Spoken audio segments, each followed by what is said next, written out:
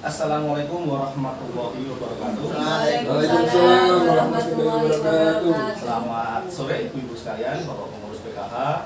Terima kasih sudah datang ya Bu, Pak, untuk pertemuan hari ini ya. Di sore yang luar biasa cerah ini kita bisa ngumpul lagi untuk pertemuan bulanan, dimana kita berbagi sharing diskusi tentang apa aja yang terbaru dari PKH. Selain itu saya juga sedikit membahas akan terkait materi tentang disabilitas Bu. Seperti yang sebelumnya sudah saya jelaskan, apa sih disabilitas itu? Kemarin kita sudah sedikit bahas kalau ternyata disabilitas itu adalah setiap orang yang mengalami keterbatasan fisik, intelektual, mental, dan atau sensorik dalam jangka waktu yang lama, yang dalam berinteraksi dengan lingkungan dapat mengalami hambatan dan kesulitan untuk berpartisipasi secara penuh dan efektif dengan warga negara lain berdasarkan kesamaan. Secara panjang lebar dijelaskan seperti Bu, tapi intinya yang kita tahu disebut cacat itu nggih kados tunarungu, tunancara atau orang-orang yang memang bermasalah secara fisik maupun mental. Ya itu ya Pak ya. Ya, kalau umumnya orang kampung itu kita itu istilahnya wah orang gila, tapi sebenarnya spesifikasinya juga banyak, nggak cuma kita bilang gila gitu. Di situ ada disabilitas mental, ada disabilitas fisik dan sebagainya, dan itu luar biasa banyak. Setelah kita tahu penyandang disabilitas itu siapa, pasti di sekitar kita kan sudah ada Ibu Pak ya. Pertama yang harus kita pahami adalah hak-hak dari penyandang disabilitas. Hak itu berarti mereka itu juga punya hak itu apa gitu? Persamaan dengan warga negara lain yang tidak cacat. Nanti bukan berarti mereka karena mereka disabilitas, kemudian mereka dianggap warga yang anak tiri lah ya, anak tiri kan, sebenarnya nggak boleh begitu juga. Kayak bagaimanapun mereka juga sebagai manusia, kemudian warga negara Indonesia, warga kita juga seperti itu. Pertama, penyandang disabilitas itu berhak untuk hidup Pak Bu. Oke? Nggak ada alasan mereka diojo-ojo, itu mati aja, mati aja bagus. Jual Pak, orang Pak, atau Pak? Nah iya, mentang-mentang mereka misalnya terindikasi seperti kalau orang bilang gila, salah, aku sih mau gendeng barang, gak mati aja lah, itu nggak boleh seperti itu. Mereka juga berhak untuk hidup karena untuk dengan kondisi seperti itu bukan permintaan mereka, bukan mereka yang mau, tapi memang kondisinya harus seperti itu. Jadi kita harus menghargai kalau mereka berhak juga untuk hidup. Yang kedua, bebas dari cercaan atau hinaan, dipaidu. Biasanya orang kan lewat, oh jane kendho, seperti itu. Oh ancane gendeng, seperti itu. Banyak itu. Umumnya kan seperti itu. Itu warga itu ya secara otomatis antara sadar dan sadar sering melakukan intimidasi verbal seperti itu. Misalnya lihat tetangganya yang nusewu seperti disabilitas ungu, orang yang lewat budek, nah seperti itu nggak boleh. Itu akan menjadi intimidasi verbal kepada si penyandang disabilitas. Selanjutnya adalah mendapatkan perlindungan. Sekalipun mereka disabilitas, mereka juga berhak untuk dilindungi. Dilindungi Pak ya? Dilindungi seperti ini. Mentang-mentang disabilitas kemudian dicopet atau dijambret, kita diem aja lah bapak kondisinya kayak ngono lah, tidak boleh.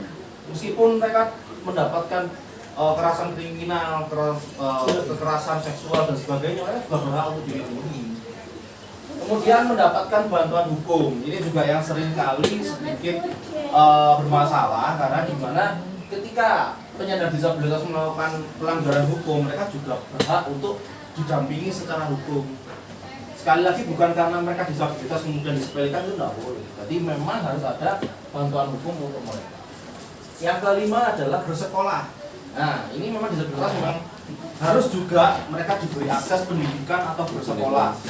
Hari ini sudah ada SLB, sekolah-sekolah yang melayani khusus penyandang disabilitas. Walaupun tidak di sekolah khusus kedua ya. Nah, sekolah kedua. LB2 luar biasa kalau kita bilang itu kan kedua. Jadi kalau sistemnya bisa menggunakan shadow di sekolah dan sebagainya, memang ada sekarang perhatian khusus untuk disabilitas untuk bersekolah. Kemudian bekerja. Nah, di dunia pekerjaan ini yang memang sedikit masih terasa kental auranya ini terhadap penyandang disabilitas. masih belum banyaknya akses yang diberikan kepada penyandang disabilitas untuk bekerja. Secara umum kebanyakan perusahaan pasti cari yang good looking, Apa itu good looking itu? orangnya enak dilihat walaupun ganteng. Kayak aku berarti Pak ya. Kata jenengan Pak Bu ya. Nah, itu memang kebanyakan seperti itu. Tapi mereka kurang memberi akses kepada penyandang disabilitas misalnya yang lumpuh dan harus di kursi roda. Mereka tidak pernah ngasih akses seperti padahal kemampuan mereka juga tidak kalah dengan yang lain. Kemudian hidup sehat berarti penyandang disabilitas juga berhak untuk mendapatkan layanan kesehatan. Oh, Berarti misalnya ke puskesmas, ke posyandu, ke rumah sakit, mereka sudah diberi akses yang sama dengan warga lain. Berarti bukan karena mereka walah dan gosip lah juga kebanyakan seperti itu. Mereka juga berhak mendapatkan layanan kesehatan.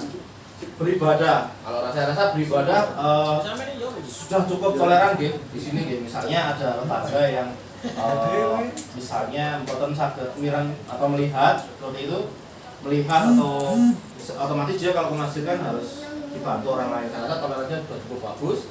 Berolahraga kami gitu, untuk berolahraga juga fasilitas umum memang sekarang sudah mulai difasilitasi dengan untuk penyandang disabilitas. Kemudian bebas dari kekerasan dan eksploitasi itu tadi jadi satu kurang lebih dengan terkait bantuan hukum, berarti mereka juga bebas dari kekerasan, nggak boleh dibully. Istilahnya kan hari ini kan bullying gitu nggak, berarti disabilitasnya lah duduk tiba-tiba disamperin dipukul. Berarti mereka ada seperti itu, ada. Berarti mereka istilahnya kayak iseng, tapi iseng-isengnya itu ya tongkatnya ini Pak ya, tongkatnya jiko. ada yang buta tiba-tiba tongkatnya. Kecil biasanya yang Nah, kayak seperti gitu, itu. Pak. Nah, seperti itu. Harusnya kita sebagai orang tua kan bisa mendidik anak kita agar nggak sampai ya ini seperti itu. Iya, Pak. Kemudian tidak dikucilkan. Ini juga penting karena orang disabilitas itu butuh support Pak Bu ya, dari tetangga, dari keluarga. Nanti semakin menguatkan mental mereka, disabilitas itu juga Manusia. mereka juga butuh didukung. Malah kalau semakin dikucilkan mereka akan semakin tersisih, jatuhnya mereka bisa stres, depresi dan sebagainya. Kemudian dan utamanya dari semua yang kita bahas di sini adalah disabilitas itu memang minta diperlakukan sama dengan orang lain. Jadi semua yang kita bahas mulai untuk hidup, bebas dari cercaan, mendapatkan perlindungan, bersekolah, bekerja, orang lain juga sama membutuhkan hal seperti itu. Jadi intinya di sini kita harus memahami kalau penyandang disabilitas berhak juga diperlakukan sama dengan orang lain tanpa membeda-bedakan. Tadi meskipun mereka kondisinya musyawarah dari tunarungu, bicara, mereka tetap warga negara, mereka tetap anggota masyarakat, mereka juga manusia yang sama dengan yang lainnya. Oke, kira-kira di sekitaran rumah jenengan ada nggak yang menyandang disabilitas? Ini Pak. Ya gimana Pak? Ini si Panggoyo no Pak. Oke. Disabilitas. Cuman yo harapannya ya Pak Dewi yang bantu lah Pak. Yo bantu duit yang mungkin lah. Oke. Ini kadang-kadang dia lapor nong apa itu Pak perangkat kampung yo responnya yo tak ada respon. Oh gitu. Jadi Pak caranya yo. Jadi kalau PKH. Kalau PKH lho Pak. Aku ini sampai di baribadak. No yo iki lho tembung sing kata tewe.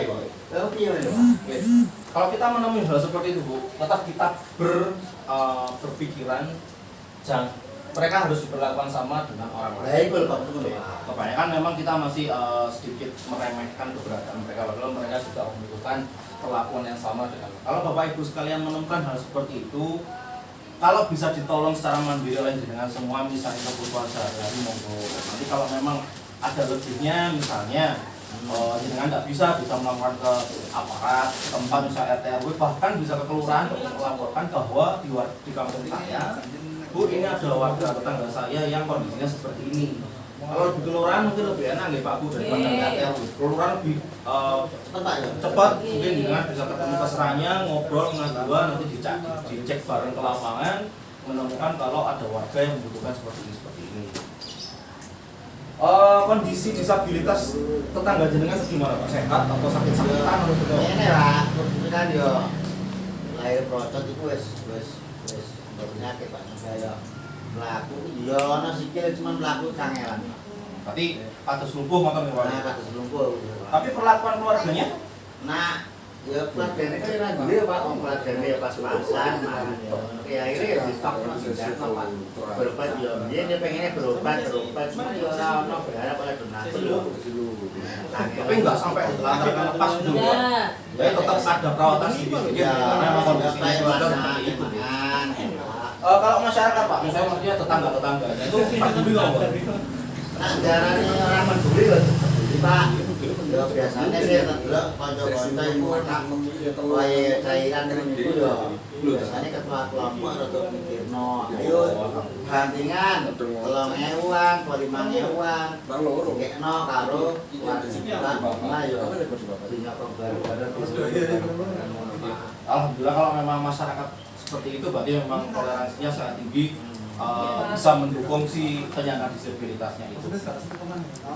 Oke, yang perlu kita pahami terkait materi ini, yang perlu kita sadari adalah penyandang disabilitas itu semuanya sama nih Pak.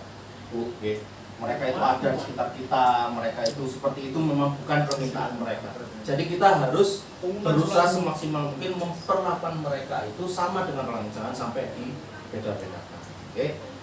Mungkin itu dulu materi dari saya terkait penyandang disabilitas. Insyaallah kita ketemu lagi bulan depan dengan materi baru.